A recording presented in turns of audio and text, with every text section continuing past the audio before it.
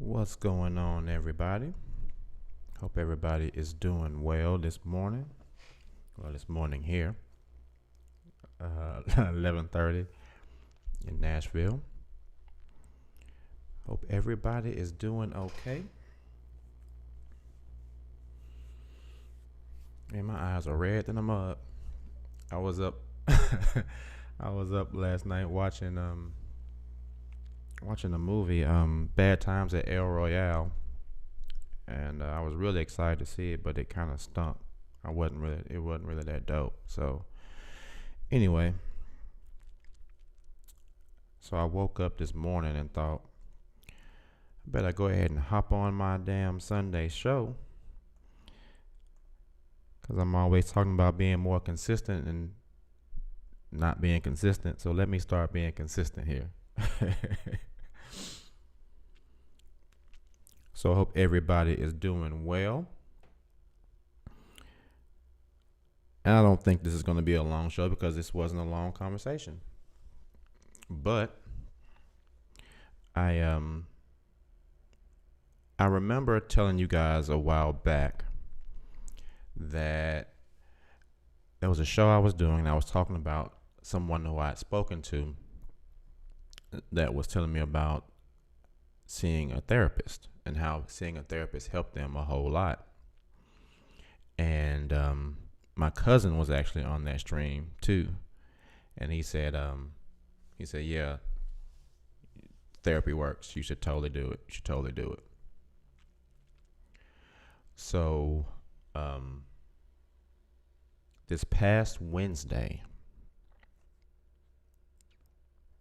I went to see a therapist, and it was an interesting experience. It was not anything that I, of course, like I said, it's the first time I've done it, so I'd never really spoken with a therapist before.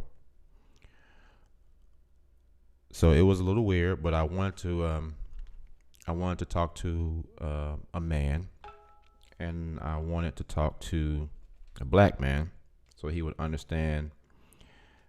He would have some type of understanding about the things that I've go through, being a black man, of course. So, is anybody else having a problem with low audio? West Woman says the audio is low. It doesn't show that it's being low on the screen, but let me know. Maybe check your audio too. Make sure you got your volume turned up, but it doesn't look like it should be low. But so I found a guy, and I went to him on Wednesday. And so, being expensive, it's kind of expensive. It was basically $100 an hour, and I'm paying out of pocket. So, I really wanted to just sit down and just start talking, but it didn't really work that way. So, of course, the first part of the session was him getting to know him. Okay, someone else is saying it's hard to hear me as well. Hold on one second. Let me check something. Let me check something out here.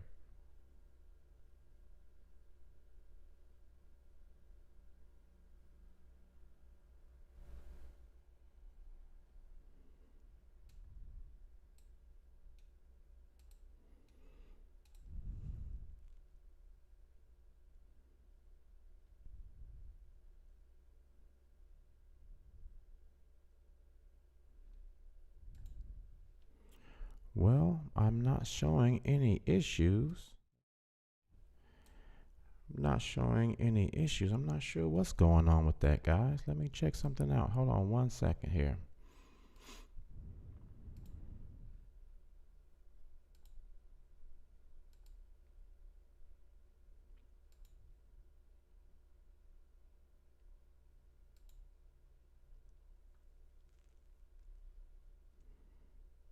Okay, let me keep talking here. Let me know if it's still low. Let me know if it's still low, guys.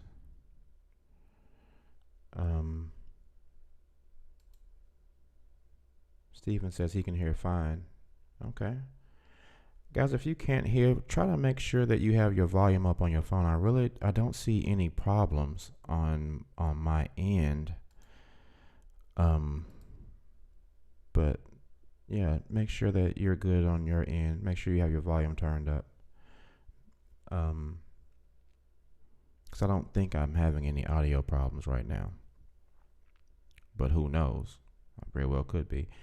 Is there anybody else that's having a problem hearing me? If you guys could let me know in the chat. CC says it sounds fine. Okay.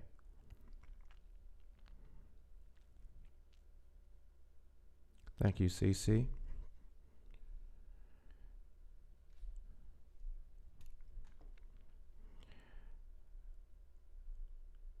And what's up to everybody? What's up, West Woman? What's up, Michelle? What's up, Dinah? What's up, Steven? What's up, Christ Consciousness TV? And what's up, CC Perkins? What's up, Linda? Linda says sound is fine. Well, West Woman, you may have an issue on your end. It seems like everyone else, for the most part, is having no problems hearing everything. Maybe go out of the app, or if you're on the app, maybe close out and come back, or make sure you have the volume turned up on the app. Maybe go out and come back in. Yeah, everyone else is hearing just fine. All right, thanks guys, I appreciate it. So, yeah, Dinah said she had to reload to sound better, so just reload, West Woman. So, where was I? I wanted to just sit down and start talking, but of course we had to go over, all the policies of all the policies of talking to a therapist and everything. So that was probably about 20 minutes. So when we finally started talking, the first thing he landed on, I had to fill out, of course, a little questionnaire about what I wanted to talk to him about. And the first thing, I listed several things about myself that I wanted to talk about. But the first thing that he landed on was how I left the organization and didn't have family anymore, basically. So, what's up, Judaim? I always say it wrong, I'm sure. It's good to see you in the chat, brother.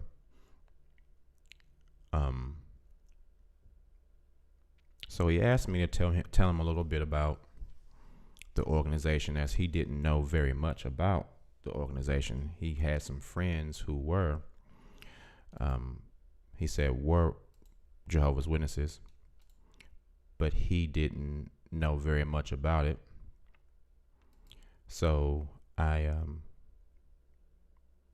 basically told him a little bit about the organization and how it worked. And so he asked me also, he said, well, when's the last time that you saw your parents? And I told him it had been about 10 years. And he said he was surprised. He was like, what? And I said, yeah, it's been a really long time since I've talked to him. And so, he asked me about what the last interaction with them was like. And so I told him, about a couple of the last interactions when I had asked my father to have lunch with me. And I said, just, meet me at my studio. Because at that time I had my studio. I said, you can meet me in the studio and I can show you around the place. And then we can go grab something to eat. We can go have lunch or something. And so he ended up standing me up for that date, for that lunch date. And so I tried again. And I said, hey, let's maybe do it again this Friday. I'll come by and I'll pick you up. Then me and you can go somewhere and just have lunch or whatever. And so this is the time I went there. And so, I'm telling the therapist this, and he's just, looking at me. And he's a really cool dude. We laughed a lot, and he's just listening. And I said, I went and knocked on the door, and my mother answered the door, and she opened the door, and I walked in, and then she just left me standing at the doorway and walked all the way to the other end of the room and just stood there and folded her arms in front of me and just stared at me.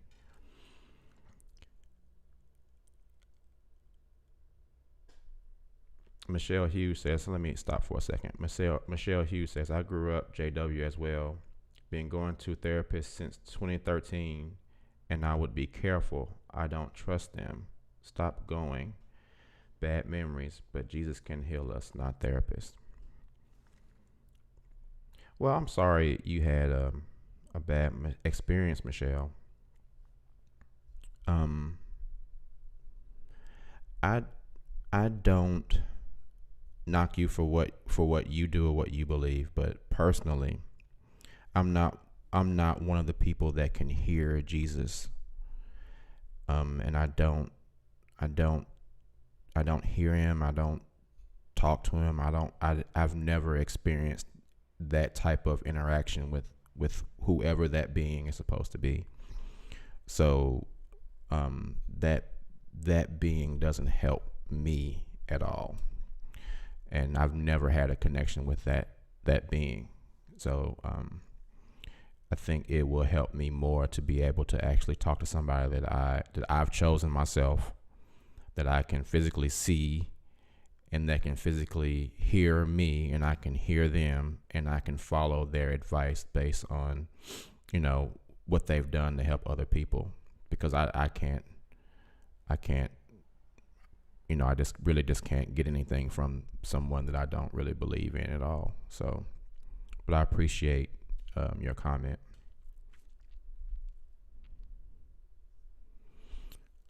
Yeah.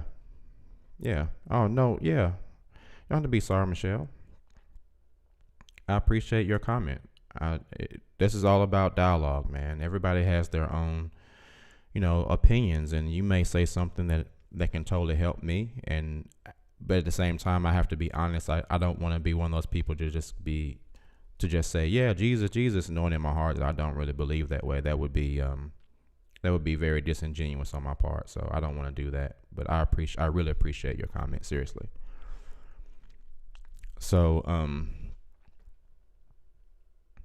yeah, I'm telling him this story, and he says, well, what happened next? And I said, well, I went in, and my father, we were supposed to go to lunch, but he was laying on the couch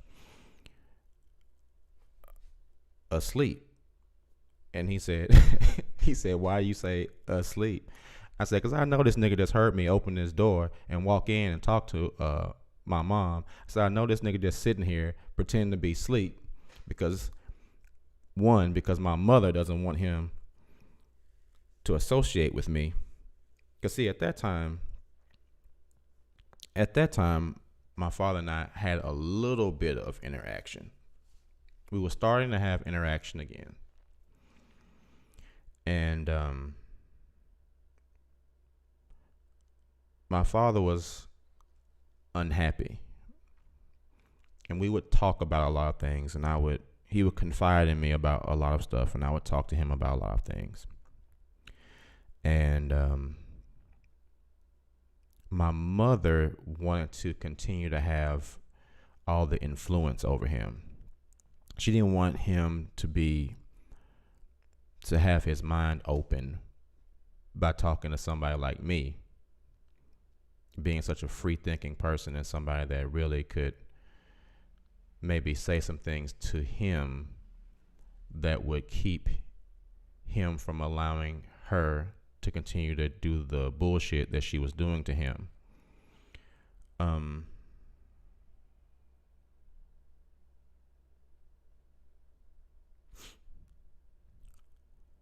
So we would talk, and there would be times we would be out in the backyard. Sometimes we're just talking, and I could glance over my shoulder and see my mother peeking her head out the bathroom window trying to hear what we were saying.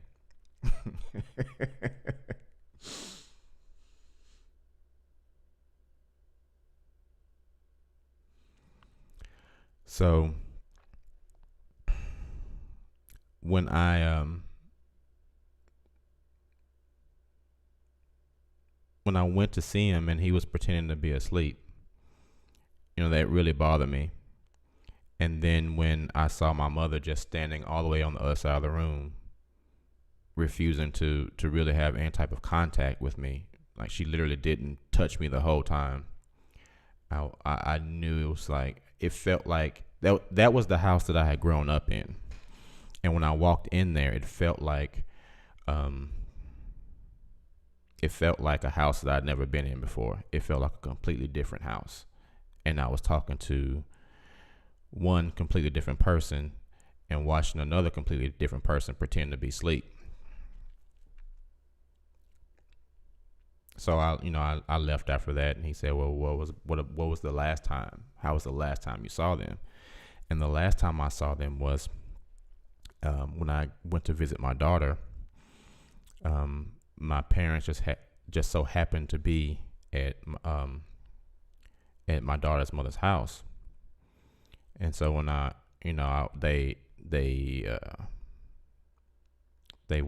walked in and they were there, and actually no, I was already there and they came in, and my mother saw me, and she, it was this weird moment because I hadn't really talked to him for years at that point, and my father was out in the car, and so I walked outside with her. Now, I hadn't seen her at that point probably in about 3 or 4 years.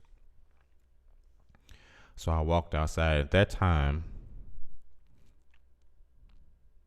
I had this I had this really old car. I had a 1987 Acura Legend, and I really loved that car. It was old as crap, but I really liked that car.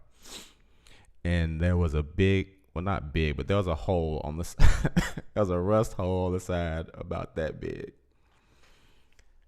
And my mother and father saw it a long time ago. And they used to joke on me about the hole in my car. But anyway, I walked outside and I hadn't seen them in that long. So she looked at my car and she was like, "Where's the hole in your car?" And she just kept, and I didn't repeat it. She just kept saying it. "Where's the hole? Where's the hole? Where's the hole?" And I said, "It's right there." Because I was like, "I haven't seen you in 4 years. And the first conversation that you want to have with me is about a rust hole on my car," which pissed me off. So anyway, we went to the car, and she got in the passenger side. My father was in the driver's seat. And he used to call me Hoss. That was my nickname from him. He was like, "Hey, Hoss, how you doing?" And I said, "I'm good. How you guys doing?" And he said, we're good." He said, "You should come to the Kingdom Hall with us." Now, this is, like I've told you guys before, this is a man that was not a Jehovah's Witness for the first 35 years of my life. And now he's inviting me to the Kingdom Hall. And so I said, "Well, I'm glad that you guys, have a faith that works for you. But that's not my faith, and I will not be going to the Kingdom Hall." And so he was looking at me while I was talking, and he was looking at me just like I'm him. He was looking at me like this, and after I finished talking, he said, "Oh," and he turned straight ahead in the car, and they backed up, and that was it. That was the last time I spoke to them. So that's what I told, the therapist. And so he asked me, we were talking about Jesus again, almost like Michelle, and who they believe. How do they believe? Do they believe in Jesus, or who governs the organization or whatever? And I told him about the governing body. How the governing body works, how they all pretty much look up to the governing body as the people who funnel down the information to them, and they're the people who pretty much pass down the doctrine. And He said, okay. He asked me about I told him about my YouTube channel. So he asked me about it. He said, so is that what you talk about on your channel? I said, yeah, I talk about it a lot on my channel. I said, he was talking about the Dr. Phil episode. And I said, yeah, the Dr. Phil episode it's my most popular one. And he said, well, tell me about, what you were talking about in that episode. And I told him about it and how Dr. Phil was ignorant of the indoctrination of the people of the organization, and how most of the people in the organization are indoctrinated. So he said, so they're following along with what they believe because of the governing body and what they've been taught. And I said, yeah. So he asked me a really good question. I've heard this question before, but since he and I never don't know each other, he doesn't really know how I think. So of course he's going to ask me some questions just to figure out exactly how I think.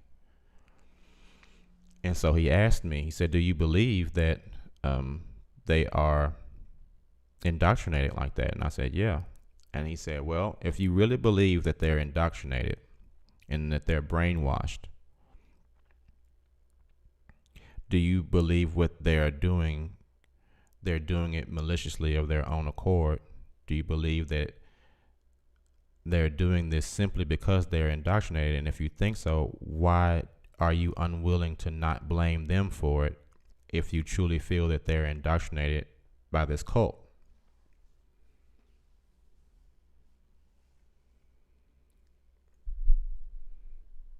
And I said, you know what? That's a good question. He said, can you not forgive them? I said, no.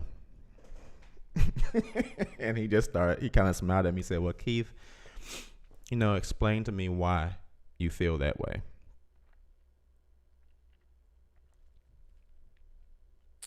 And I said, look, I was a part of the organization too. I was actually a part of the organization in a way that they weren't. See, my mother wasn't born into the organization, and neither was my father. But I was born into the organization. So from birth, I didn't know anything other than the organization.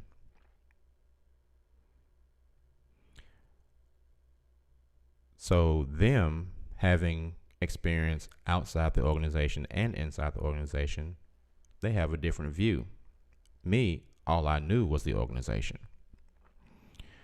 I said, so while they are indoctrinated, yes, I said, being indoctrinated doesn't absolve you of the responsibility to yourself, firstly, to investigate anything that you're dedicating your entire life to.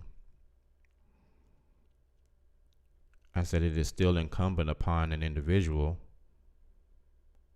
to learn everything they can about anything that they are dedicating their lives to and dedicating the lives of their children to.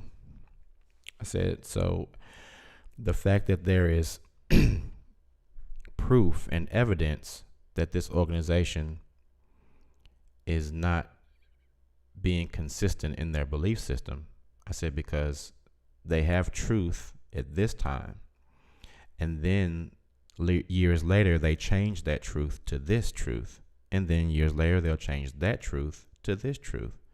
And so I explained to him, I said, truth is truth. Truth does not change. Truth cannot be altered.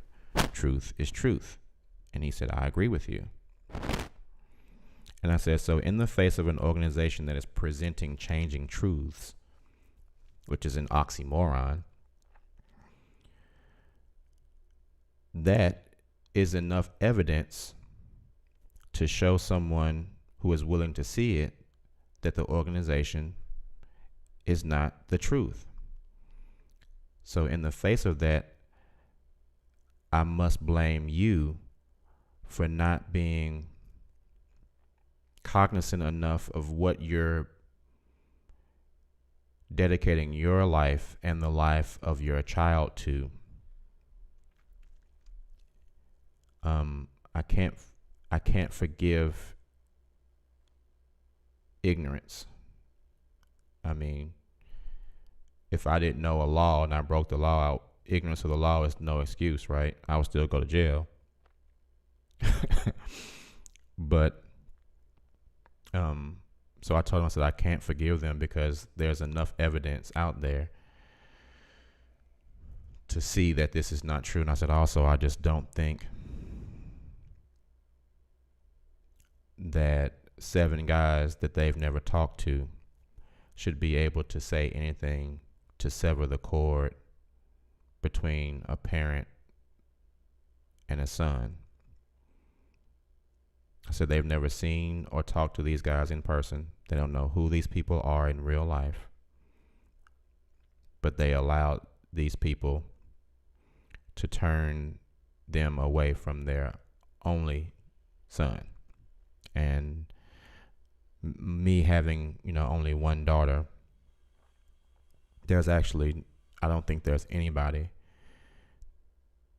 that I have physically talked to that could turn me away from my daughter, much less someone that I have never physically talked to. So I told him, I said, I'm not able to forgive them. And I do blame them for it. I don't blame anybody but them. And he said, I don't know you, Keith. But this is just helping me to, get a feel for who you are. And at that point, he was saying, well, I wanted to give you the full hour, but we ended up cutting a little bit short because, of course, we had to fill out paperwork, and I had to give him, firstly, my credit card statement so he could get that $100 he needed before we started talking.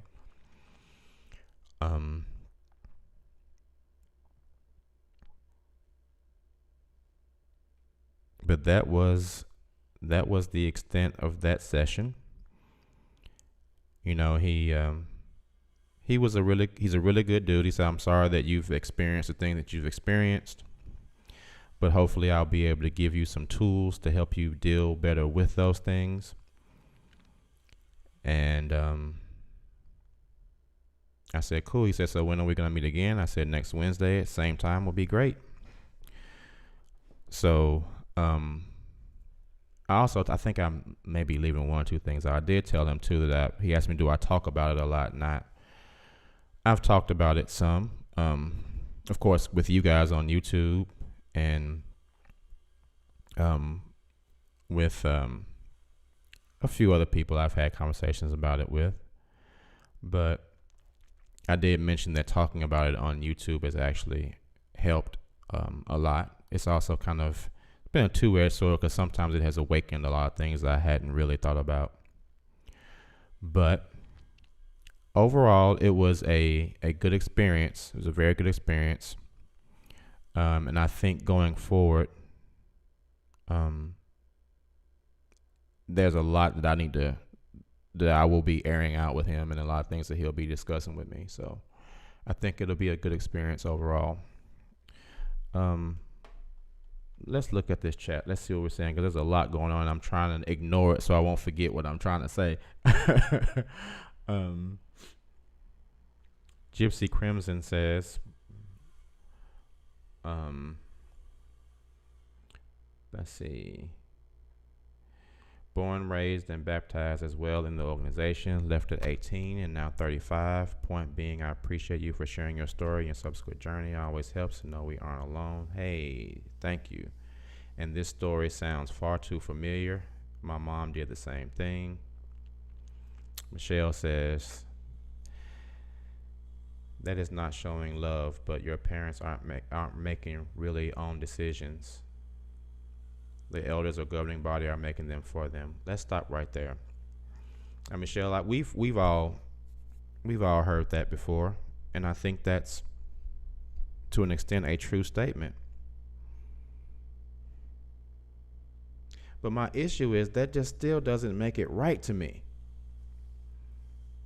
And I understand that they're indoctrinated. I understand that there are a lot of people who are indoctrinated in this organization. I get it. And it's such a hard situation because I want to, in my heart, I want to, in one part of my heart, I want to say, in the left ventricle, I want to say, yeah, I get it. They're indoctrinated, and it's hard for them. And on the other side, I want to say, I don't care because I was indoctrinated too. And even the whole time I was Jehovah's Witness and my father was not, I never, ever treated him any differently. Even when the elders in the organization told me I should, I never treated my father differently because he was my father and I loved him and I didn't give a damn what those people said. They weren't the ones that were raising me. My dad was. I didn't even like half of them people. And I looked up to my father. So I wasn't going to treat my father differently just because, Brother Fletcher said so. Fuck him. But then, and Brother Fletcher is an actual dude in the organization. Brother Fletcher is the dude that I told you guys the dream I had, that I hated him. And yeah, he's the one that made my daughter feel uncomfortable too. I'm just going to put him on blast because I feel I'm in that mood today just to put people on blast. I got time today. I got time. Putting people on blast. I got time. James Fletcher. That's his name. Eyeballing young girls is his game. So, yeah. So I don't feel, I can't let that go. I can't apologize to them, to them or for them for their behavior. It is still incumbent upon them to figure out the way they treat people. And if I had enough love for my family at a teenage, as a teenager, to be able to tell an adult elder of the congregation, I'm not going to not talk to my father. I'm not going to treat him differently, and I'm not going to allow you to tell me who I can talk to and who I can't talk to. Then as a 35-year-old adult who has lived life and has experiences, actually, no, not 35, more like 55-year-old adult that's lived life and have experiences, there should be even more for him to draw upon to not allow him to separate or allow them to separate him from his son. And the same goes for my mother. That should not have happened. So that's why I can't feel bad for them.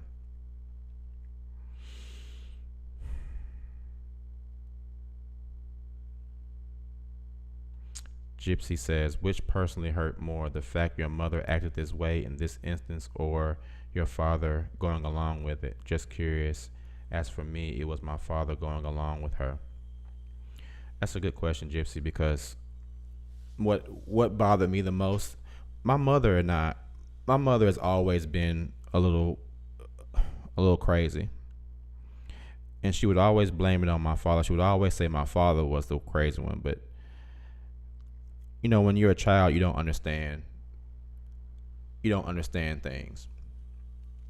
And a lot of people disliked my mother. A lot of people disliked my mother. People in the organization, people in our family disliked her for a long time. And I didn't understand why until I grew up. And when I grew up, I understood why. Because she is very manipulative, very controlling. She wants everything to be all about her at all times. She doesn't listen very well at all. You could tell her something and her brain will block out what you said in favor of what she wants to believe, even if you have, evidence that what she believes is incorrect, and you can tell it to her and show it to her. Her delusion will block all that out in favor of what she wants the truth to be, or she just won't listen. So knowing that I was in the position that I was in, I just built this studio, and I was no longer living in an apartment because I couldn't afford my apartment that I had at the time because I was trying to start this business. So I was living at the studio that I built, and I was just going all in to try to make this work. And at that time, I was thinking, okay, my dad is at least talking to me again, and we're repairing this relationship. So hopefully everything will go well. I'm sorry about the saw noise in the back. I don't know what's going on outside. Somebody's sawing or something. I don't know. But it bothered me. I expected my mother to be a jerk because she's been a jerk for a long time. I didn't expect my father to sit there and pretend to be asleep, knowing that we had planned for an entire week to get together, and I was really looking forward to spending time with my father. And that hurt more than what my mother did. The fact that my father was pretending to be asleep, and I'm sitting here. It was the first time I had really seen him in a long time, and so I'm looking at him, and in my mind I'm thinking, I know I'm here, but you don't want to talk to me. So, the therapist said, "Why didn't you?" The therapist asked me, said, "Why didn't you try to wake him up?" And I was like, I don't know why I didn't try to wake him up. And that was, I think that's the thing about therapists and talking to people in general, because when you are a part of your own story, you can't see any of the alternate paths or the other choices because you've already made the choices. So it's hard for you to see other routes that you could have done or other paths you could have taken to get to where you are now, or to have gotten to a different place than you are now. And before I talked to him, and I know this seems like a very minute detail, but before I talked to him, I never even thought once about why didn't I try to wake him up. And I think, and that was a pretty big thing. And that's even what he said. He said, that's a pretty big thing that you didn't try to wake him up. But why didn't you try to wake him up? He was, and I looked at him, he's like, why didn't you just say, man, nigga, wake up. You know I'm here to pick you up, nigga, wake up. And I just kind of looked at him, and I was like, I don't know. I said, I think it was because I honestly just don't know. I was just in shock of the whole situation, that my mother was across the room and I'm supposed to pick him up and he's pretending to be asleep. I don't know why I didn't try to wake him up. And he just kind of left it at that. But I thought that was a very good question. Very good question on his part. Michelle says, I lost a lot of people I love because I don't agree with their doctrines. I think that is lack of natural affection, parents turning backs on their children. A lot of JWs are waking up. Don't give up. Oh, well, we will see. I'm trying, but it's becoming more and more difficult. Also, I told him about the, I knew this was going to happen. I knew I was going to start remembering more things as I talked. Because he asked me, how far do they live from you? And I said, they don't live that far at all. He said, they live here? And I said, yeah. And he was still surprised. He was like, man, that's still surprising to me. He said, so they just cut you off? And I said, yeah. And he said, well, how do you feel about that? And I said, well, I had to have a funeral for them because I felt like I would never speak to them again. He said, so what did you do? And I explained to him that,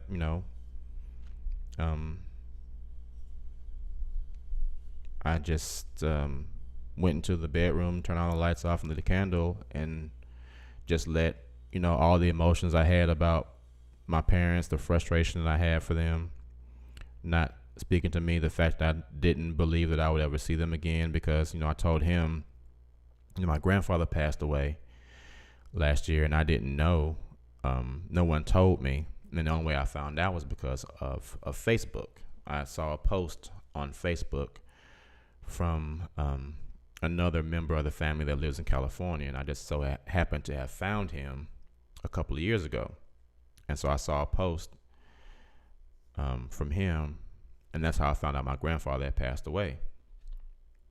So that that same thing kind of made me think, if my parents pass away, they get sick, and they die, I'm not going to know about it. No one's going to tell me. I'm not going to know. They'll just be gone, and I won't know what happened.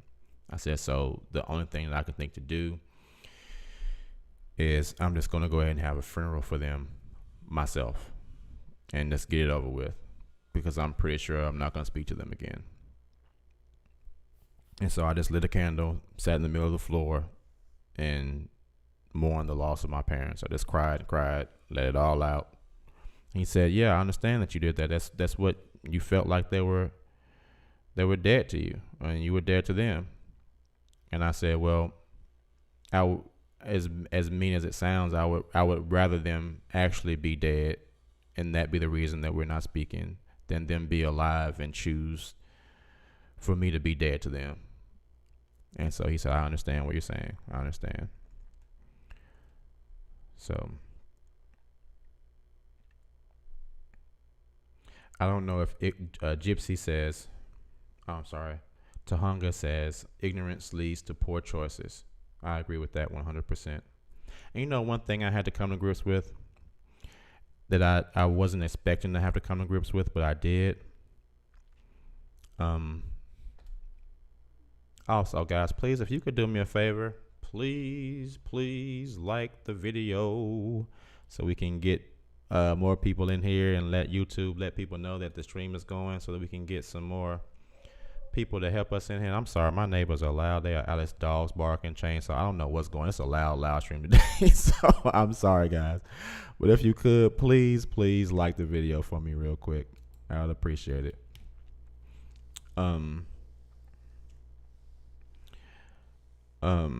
Tahunga says ignorance leads to poor choices, and I have to agree with that. What I was saying was, I had to come to grips with the fact that my parents were just not intelligent people, and that's kind of a hard thing to come to grips with. It's kind of a difficult thing to come to grips with, to think,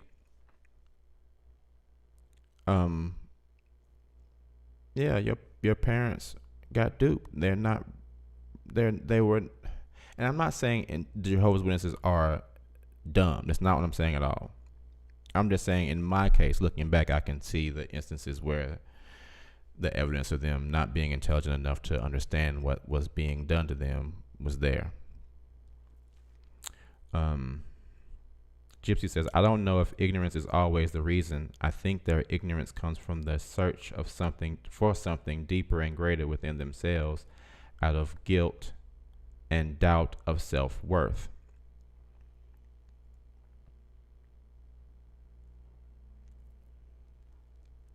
That's a pretty good comment. I know I've had a lot of times where I've dealt with issues with self-worth.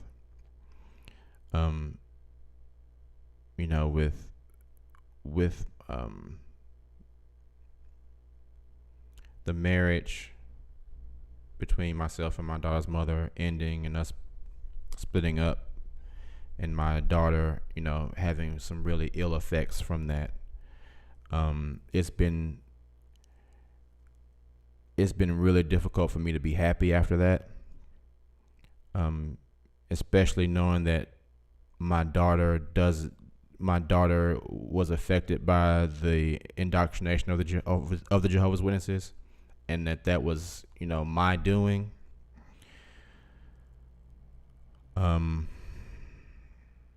It's been a very difficult thing for me to deal with.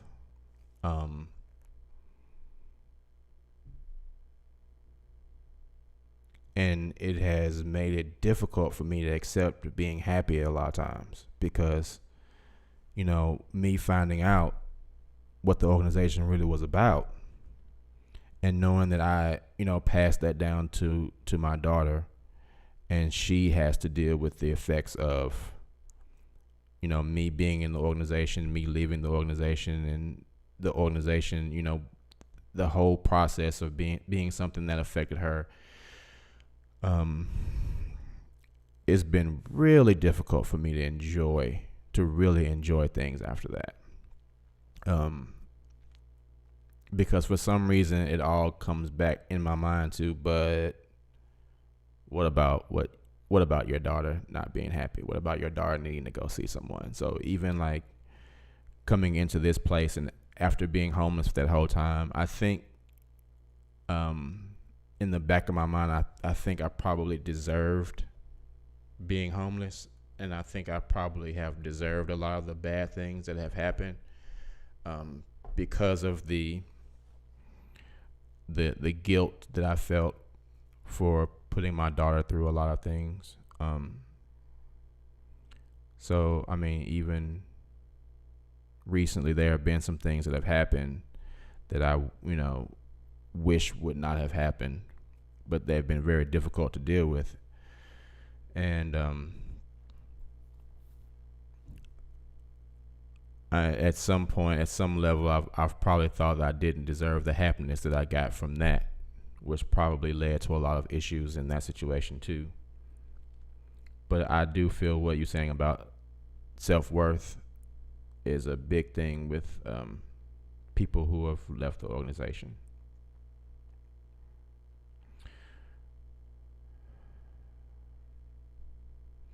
Linda Dent says the JW world is like living in the Twilight Zone. Outsiders find it hard to believe that you can and will lose your family and friends that you grew up with simply because you leave the religion. That is true, because like I said, the therapist could not believe that it had been that long since I had talked to my parents. He was really, really in disbelief.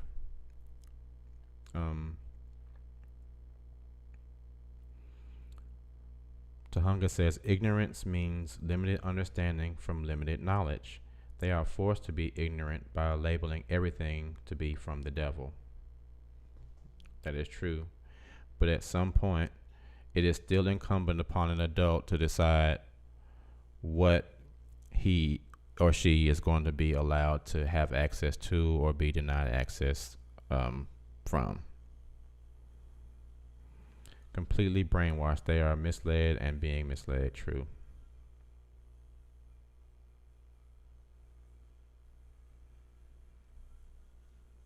Gypsy says, I miss my whole family, don't get me wrong, but to hear them say they miss you and want you to come back just means they miss the submissive, no questioning me.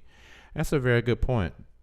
That's a very good point, because would they they don't miss the person you are now. You're right. They miss the person you were then. Would they even like the person you are now? They probably would not, which is what causes so much friction even between, me and my family, my mother and father, and my daughter's mother too. It causes a huge amount of friction between all of us because they all think exactly the same way. They all think exactly the same way, and I think completely differently from them. Which is why my mother and father and my ex, they get along so well, because they all think the same way. But then when I come along and I'm the one that's asking these questions that they are unwilling to really deal with, I'm the big bad guy. I'm always the bad guy. And a lot of times I've worn that moniker with some type of pride. I'm like, yeah, I'm the bad dude. I'm the one everybody hates to see coming. I'm the one that, that's me. But as I get older, I don't want to change that. But as I get older, I think being alone a lot is, someone asked me one day, what is my biggest fear? And one of my biggest fears is just being like one of those old men that you see in some hold up place, and then that he doesn't have anybody around, and he's just like destitute and alone. That is my biggest fear. I don't want to end up like that. And it feels like, based on the way things are going, that's, of course, I'm sure my daughter will always be around, but it feels like that is the course that I'm headed down. So I've been in a situation for a long time where I've just prepared myself to be alone, because it always feels that that's where it's going. You know, there'll be people in your life and it seems great, but then, you know, they have other things to deal with and you're alone. And so you get used to being alone. And so it's difficult to come out of that being alone mindset and that lost mindset, because for the last 10 years, really, you've experienced loss. You know what I mean? So, yeah. Doreen Stackhouse says they explained their changing dogma as the light got brighter. Yeah, that's a crock of shit.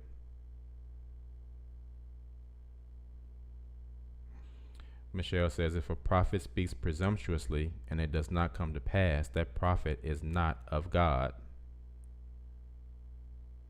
That is super true. Christ Consciousness TV says when a family member says they miss you, they don't miss you, they miss a part of you. Man, you guys are coming with it today.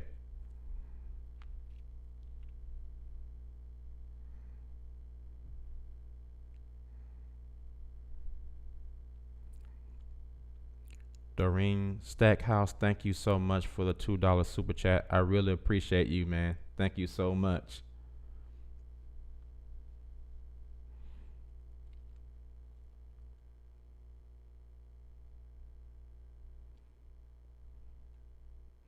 Gypsy says the elders tell them we are bitter because we haven't allowed God to teach us, when it's really because growing up in the hall is hard enough and divisive enough on its own. Then they cut us out. That is completely true. Lisa Thomas says forgiveness is for you, not the offender. Forgiving doesn't diminish what was done. You have to let go of stuff people did to you so you don't become bitter and unable to live your life.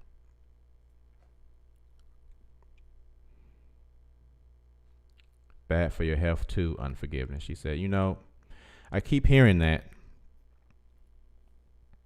And there was a moment, and I can't remember exactly what it was, but there was a moment when I was talking to the therapist, and it was something he said. And I think it was in the way he was asking that question, but there was something he said along with that, and it was so profound. I forgot how he worded it, but I remember how what he said made me feel more than anything. And in that was the first time I ever in life, since I've been an adult, that was the first time I thought maybe I need to forgive them.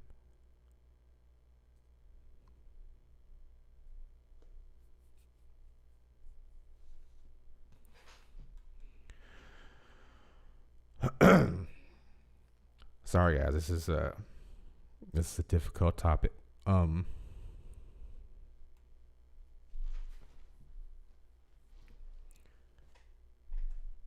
So I agree with what you're saying, Lisa. And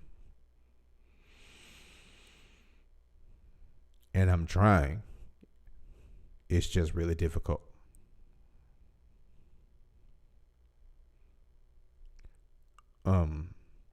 Hold on one second, guys. Let me get some water real quick.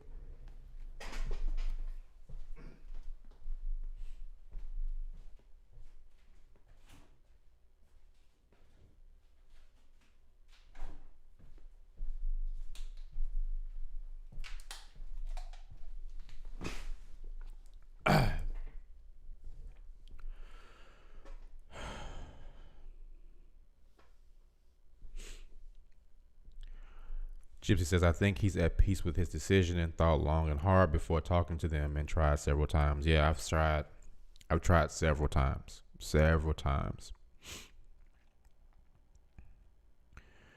Lisa says, how did Father become JW after 35 years, if you don't mind saying? Sure, Lisa. My father studied with, of course, you know, my mother was a Jehovah's Witness. I was a Jehovah's Witness. So he was around us all the time. when we had assemblies, a lot of times he would go with us because we had to go to, Memphis or some other place to have the district convention. Back then, we would usually go to Memphis or Centerville or somewhere like that. So he would come with us, and then at a certain point, he started studying with Brother Smith.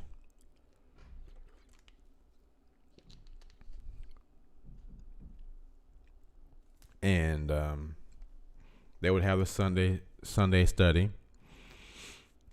and then he wasn't progressing enough, according to them. He wasn't coming to the meetings. He wasn't being indoctrinated well enough. So they cut the study short. I don't know if they still do that, but you have a certain amount of growth you need to experience in a certain amount of time, or you're cut off from the study, which is what happened to him. So then later he began studying again with James Fletcher. And then I'm not directly sure about how he became baptized after that. I would assume, because my father has some mental issues. He has some bipolar issues. And I think it was shortly one time when he was committed to a mental health facility, and nobody knew where he was. And I just so happened to be dancing in a company, and the woman that was my partner happened to be a doctor at Vanderbilt. And I told her what was going on. She said, well, I'll see what I can do. And she gave me some information. She said, I can't tell you anything more than this, but this is where he is. And that's it. That's all she could tell me. This is where he is. And so I was unable to see him, but at least we knew where he was. So shortly after that, I think that was something that either my mother used or he felt was reason enough for him to need to get into the organization. And I think shortly after that is when he started to take it seriously and become a member of the organization. John Hill, what's going on? He said, I got time today, cuz.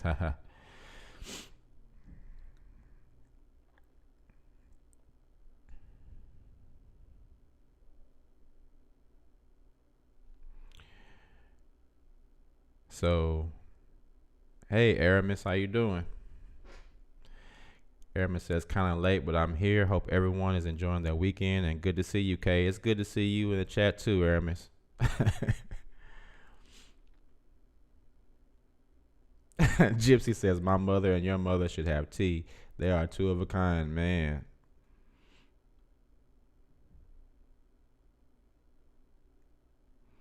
Gypsy says, I feel that my father hurt the most for very similar reasons.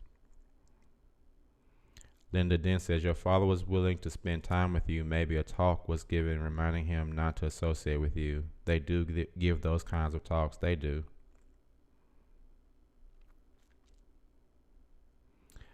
Vince says, I feel bad for you, bro. Hey, bro, don't feel bad for me, man. We are all trying to get through this thing together, man. You know what I mean? We're trying to get through this thing together, man.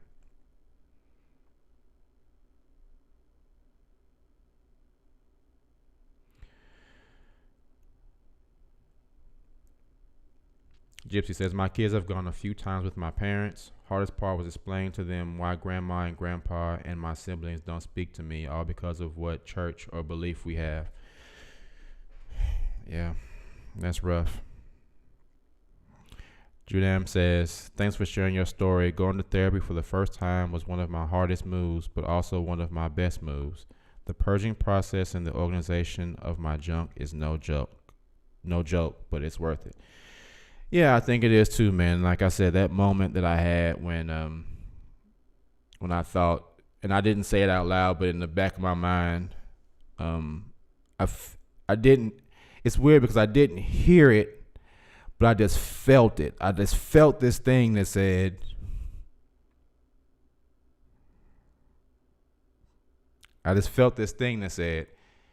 maybe it's time to forgive them. I felt it, and it was like it said, oh, okay, that's why you need to forgive them. That's why you need to do it. Because I realized that holding on to the resentment has affected a lot of aspects of my life. It's affected some major aspects of my life. It's affected some people really close to me. And in some ways caused me to push people away. And because it's been I don't think people understand the far-reaching tentacles of the organization. And when you leave and you lose all of that, there's a lot of things that it affects. And for me, it's always the hardest thing has always been seeing happy families.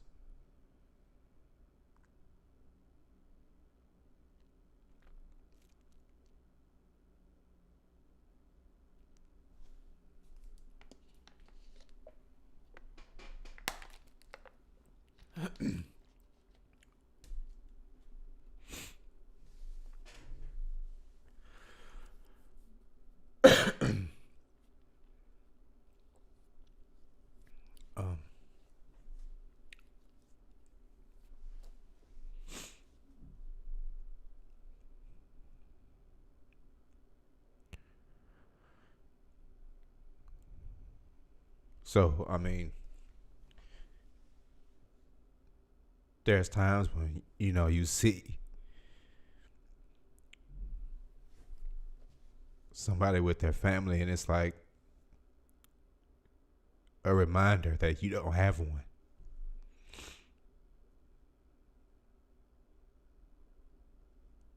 And so it's difficult. It's difficult.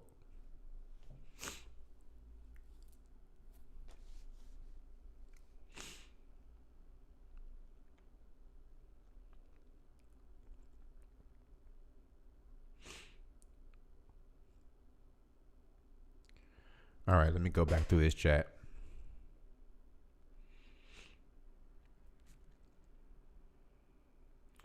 Hip to the Dip says, wow, your biggest fear is my reality. It's not so bad, but you learn to wear your loneliness like a warm winter coat.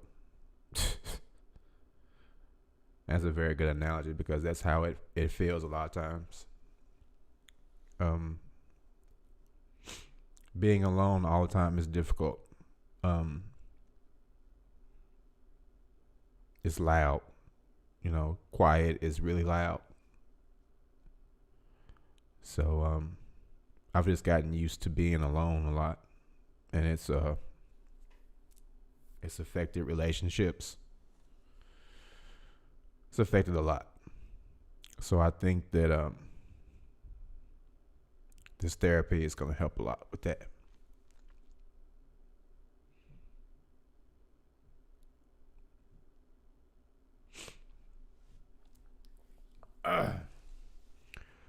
Linda says, I have to remind myself that I was fully indoctrinated, raised 2 daughters in what I thought was the truth. I'm grateful that my daughter forgave me, so my healing process is to forgive others. That's a really good point too, because one day my daughter and I went to the park, and I made a picnic for us. We sat on a blanket and we just talked. And I apologized for, exposing her to that. And she said the same thing. She said, Dad,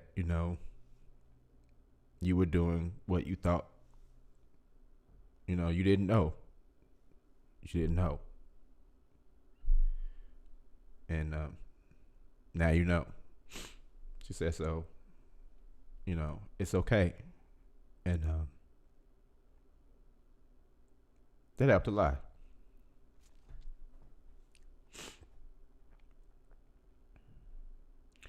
What's up, Nubian sister? It's good to see you in the chat. Nubian sister says your family situation is unfortunate and is very debilitating. I commend your positive approach to deal with it all. It is definitely harder to accept family loss knowing that they are still alive. And that is super true.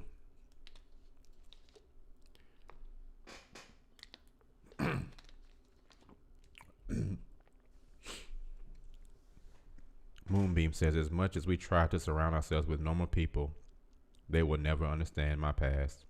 It's a lonely place. It's true. Michelle says, I will pray for you that you get things resolved and find comfort. Thank you. I appreciate that. I really do.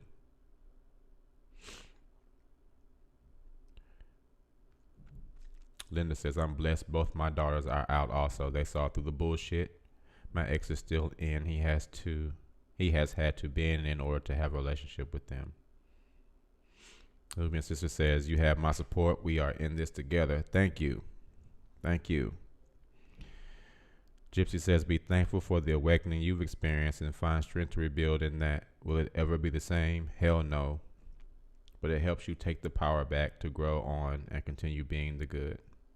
Good stuff. Good stuff. AKA Perez says, shouldn't forgiveness come with an apology? That's what I've always thought too, that forgiveness should come with an apology. But that type of forgiveness is when you're forgiving someone for when you're telling someone that you forgive them.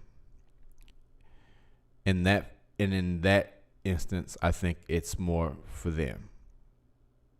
I think in the instance that I've been unwilling to experience forgiveness is a way of me saying,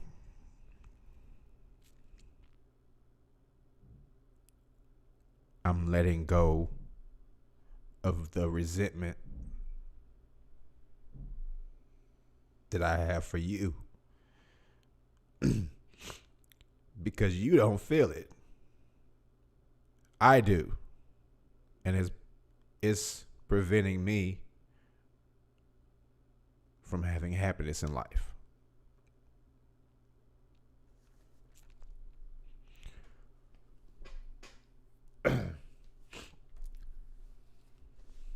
Man, y'all got me in here crying and shit.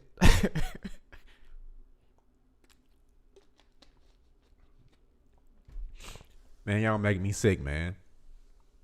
Why y'all do me like that?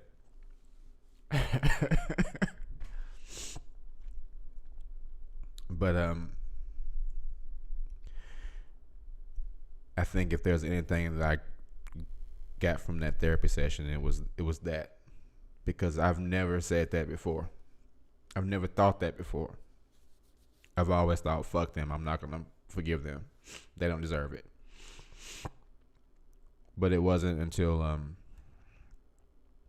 recently that I realized that it's probably hurting me more than it's hurting them.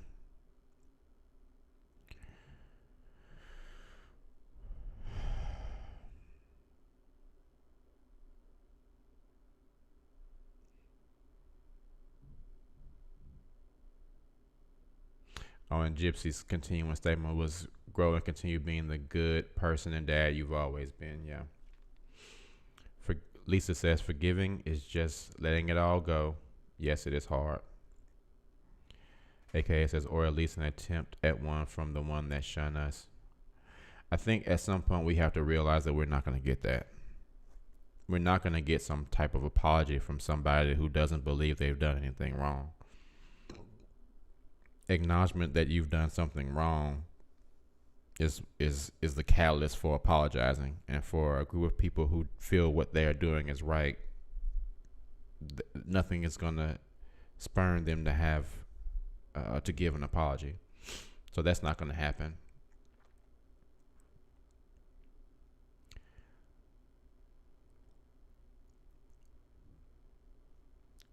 Miss Bailey says, "Hi, be strong. My mom treats me the same way. My stepfather doesn't talk to me or my sister. My mom is furious we left the organization. She rejects anything we say, regardless of topic." Lisa Thomas says, hold on, thanks. Janet Reese, hold on, let me move. I'm trying to get these comments out, man. Y'all are blowing it up the chat, man. Y'all blowing up the chat. I appreciate it, man.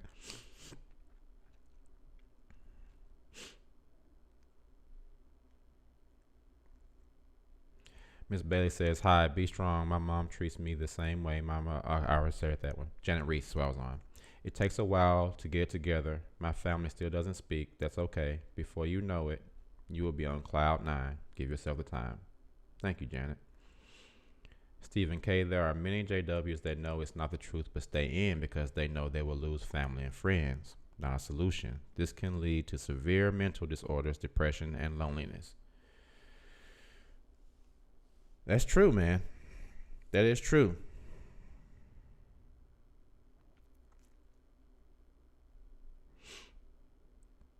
West Woman says, "Those tears will put them to shame." Man, they don't care nothing about these tears, man. Linda Dent says, "My heart goes out to all those who have families still trapped in ignorance. Six of us raised and four baptized. We are all out. We woke up. I just woke up in 2016. It's never too late." Thank you for that. Free Spirit Love says, "Choose to be happy." I agree. But that is still, even in choosing to be happy, you still have to deal with some things. And it's difficult to just ignore it. And I've been doing that for a very long time.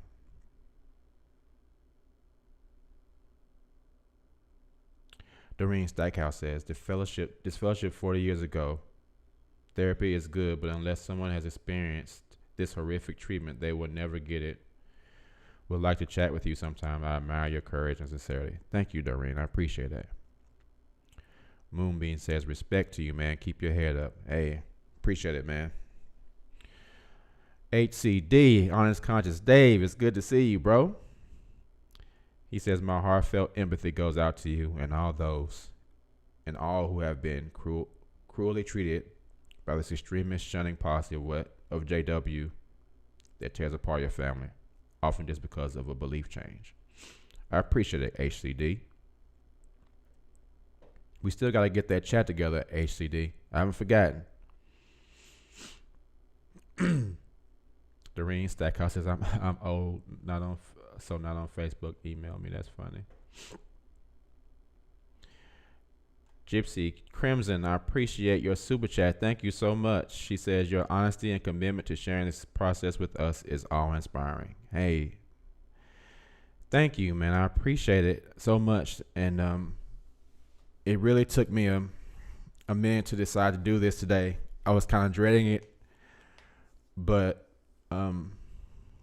I know I talk about a lot of different things on the channel, but Sundays I try to reserve just for us, the XJW community, which is why I do these XJW Sunday streams, because I talk about so many different topics. But this one is something that is really kind of special to me because it has affected so much of my life. So if there's anything I can do to help, and I'm gonna share as much about these therapy sessions that I go to as I can. My next one is this coming Wednesday. So unless it gets to a point where it's just something that's too personal that I shouldn't be saying out loud that involves somebody else, as long as it's about me, I don't mind sharing. But if it gets to a point where it's about something else, then I won't share that out of respect for whoever else it may be involved. But yeah, I will definitely take you guys on this journey with me. Thank you so much, Gypsy, for your $10 super chat. I really appreciate it.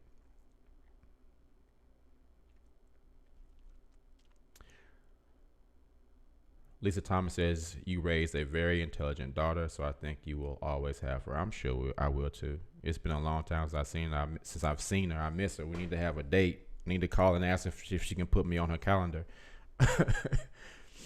Aramis says, I'm going through the same thing. Okay, me and my older brother have a hard time communicating with my pops because he's a Jehovah's Witness. He honestly doesn't care about anything but Jehovah and his wife. That's how it is, man. I get it. It's nothing you can really do. There's nothing you can really do except make sure that you are okay. Stephen K says, are there any XJW meetups in your area? You never know what new friends are out there waiting for your friendship. You know, I really don't know, but that would be something cool to organize. Honest Conscious Dave says, I walked into this at 20 in 1992 as my mom was dying of cancer. And after a 25-year-old JW sister and I had gone on a date, I'm fortunate only ones who shun are non-family local J-dubs. No family left in. Good stuff, man. Aramis says, no matter how much I think I have forgotten about him, when you see dads out and about with their sons, it brings back awesome childhood memories with my dad. I'm blessed to still have my mother in my life, since she is a Baptist and never was a Jehovah's Witness, which caused them to divorce when I was a kid. Yeah, I get the same way. I'm the same way. Doreen, you gotta stop it, man. Oh my God. Oh man. Thank you so much. She said meant to send 20, not 2. I'm technically challenged. Hey, thank you so much, man. You are really making me smile today. Thank you so much.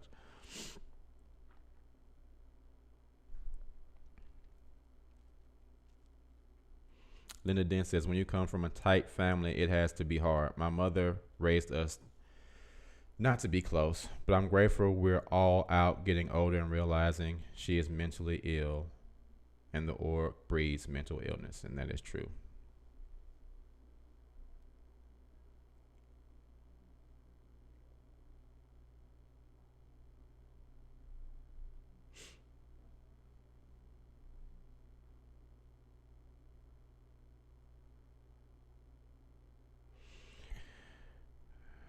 Oh, man. Nubian Sister says, other than the therapy, taking the best care of yourself is paramount. My beloved Geechee brother-in-law favorite saying was, you gotta love yourself. That's true. Westwoman said, I'm happy you did. I was expecting you to. Linda Den says, my happiness comes from seeing that my grandson will never know what conditional love is. My oldest daughter is rebuilding her relationship with her father, but religion has nothing to do with it. That's cool. AKA Perez says, my sister-in-law shunned me for years until she was diagnosed with terminal cancer. When we were at a worldly family gathering, she embraced me, and I could see in her face her pain and regret. Yeah, it's a shame that it would take something like that. But I guess as long as you get there, that's a good thing. I would hate for it to take something like that to get things back to the way it is. But Free Spirit Love says, I think you are very brave. That opens up your inside here. You are tough, and we stand together against this bastard. Hey, I appreciate it, guys. I really do. I really do. So,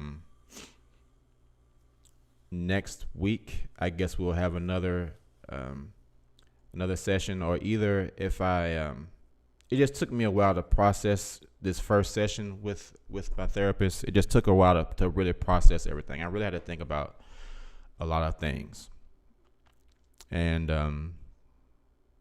process a lot of things. That self-worth part was a lot. I think one of the big issues with me is I'm always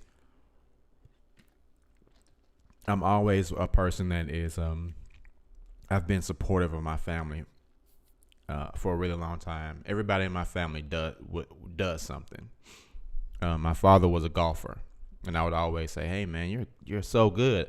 Let me get involved with what you're doing." It was a way for me and him to, just spend time together. So I would encourage him on that. My mother wrote a book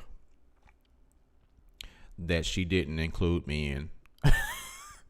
She, in the little forward of your book, when you give your shouts out to everybody, she wrote, she wrote, thanks to my husband and my granddaughter. I was like, okay. But when she was writing the book, I would read it and critique a lot of things for it, and tell her how good she was. You know what I mean? So, I've always been the one that I think, because I went out and did what I wanted to do with my life, and I made it happen. And I'm still, to this day, I've never gotten to a point where I'm afraid to do something. If it's something I want to do, I'll go out and do it. And so, me being a person that's always supporting other people, because I'm a very positive person. I'll tell anybody, if you have any type of ambition, you can do it. I'm very supportive. But the main thing that I've been experiencing is that it feels like that is so one-sided in my family. No one wants to bring it back. So I know that was something that was discussed, and that we will continue to discuss in our next sessions, because I don't like my support not being appreciated. That doesn't sit well with me. It makes me very angry, especially if I think that's what has made it so difficult to forgive and stop thinking about my parents, because I supported them so much and was in their corner so much. So when I experience that now, if there's anything that happens while I'm supporting people, and I don't feel that support is either being appreciated or reciprocated, it causes a big problem with me. So I'm sure that's what we'll talk about next time. So I'll either make this series either on Wednesday evenings, we can talk about it, or I'll save it for Sundays. But we will definitely keep this going. I'm enjoying having a regular live stream with you guys. I really appreciate you guys coming out all the time. So yeah, I really appreciate it, guys. We'll go ahead and get ready to wrap up here, but I'll read these last two. Judaim says, thanks again, K-Fitz. I was watching last night and fantasizing about what if I could get both my parents to go on Fits My Life with me. Fits My Life with me. I'm thinking that's what we're talking about. Think about reaching out to XJWs in your area and arrange a meetup. There is an app called Meetup that you can use. Organize a meal. There are friends out there that share your experiences. Linda Dent says, your tears are a healing process. The more you share, the easier it gets. I'm speaking from experience. Thanks for sharing. You are not alone. Hey, thank you, Linda. Woman West says, once a week is not enough.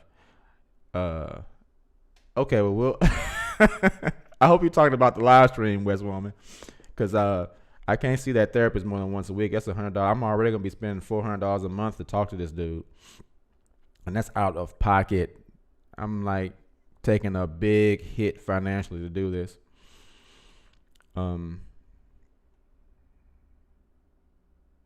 Oh, I was like, what? Yeah, okay. I know who that is.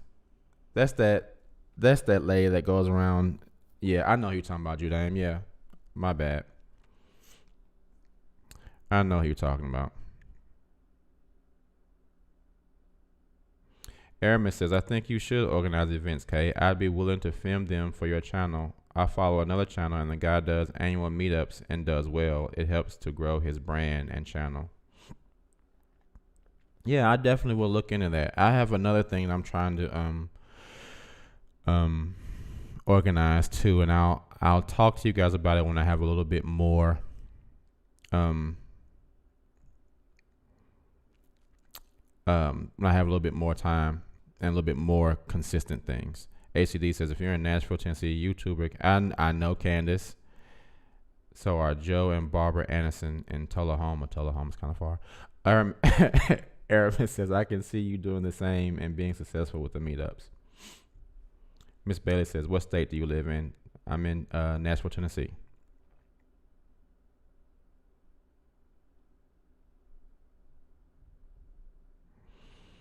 Okay. Well, I definitely need to get up on meetups and then see if I can arrange some stuff, guys. We should definitely do this. We should definitely make this happen. Should definitely make this happen.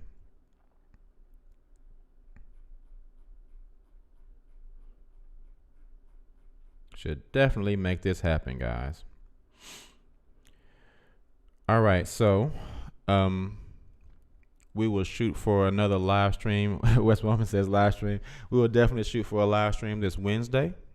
My session is at 9 in the morning, so by 7:30 or so, that will have given me time to process everything that has been said and to really think about what I want to talk about. So we'll have another one maybe on Wednesday. So yeah, guys, thank you so much. Oh, for real, Jay? Okay. Put the word out if you are doing a regional. If the time is right, I'm willing to come up from Atlanta. I didn't know you were in the A. I didn't know you were in the AJ. All right. Miss Bailey says, okay, that's a long trip for Where are you at, Miss Bailey? Hey guys, let's let people know what state we're in real quick before we hop off so we can kind of get an idea for how widespread this thing is. Let everybody know what city and state you're in, maybe. I'm in Nashville, Tennessee. Let's see where everybody's from real quick.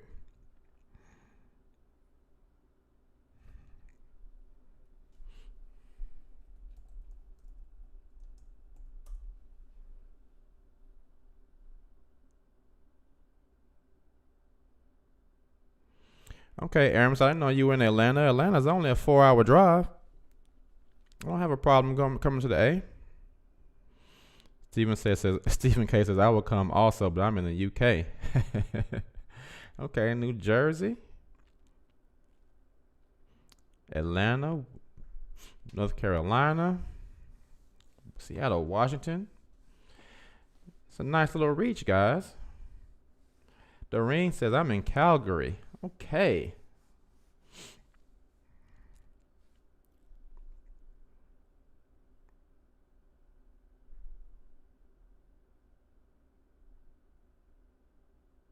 Yeah, HCD, I actually do. I have your email, and I actually sent you an email not too long ago. Check your email, HCD. Check your email, because I did email you back. Linda Dent says Memphis, Tennessee. Okay. Moonbeam. Is that Buckinghamshire, UK?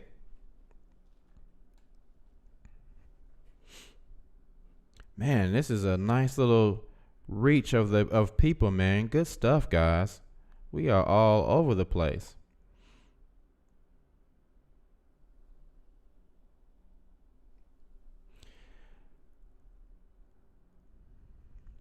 All right, guys. Well, thank you all for coming onto the stream today and having me do something I've never done on YouTube, and I'm shed some really good tears this morning. Wasn't expecting that, but it's part of the process. So,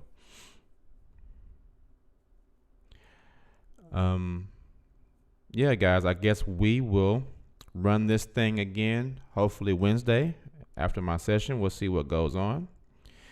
Thank you guys so much for joining me this morning. It has been a nice time, and I've really enjoyed all the encouragement from you all the super chats. Judaim, thank you so much for your kind words, bro. I appreciate it. And so yeah, I will see you guys in the next live stream. We'll try to make that happen this Wednesday around 7:30. All right.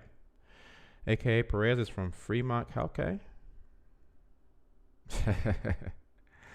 Thank you, Steven. Thank you, man. Aramis says she's right. Really wish there were more live streams throughout the week. Well, we'll definitely make that happen, guys. We will definitely make that happen. All right, you all. Thank you all so much.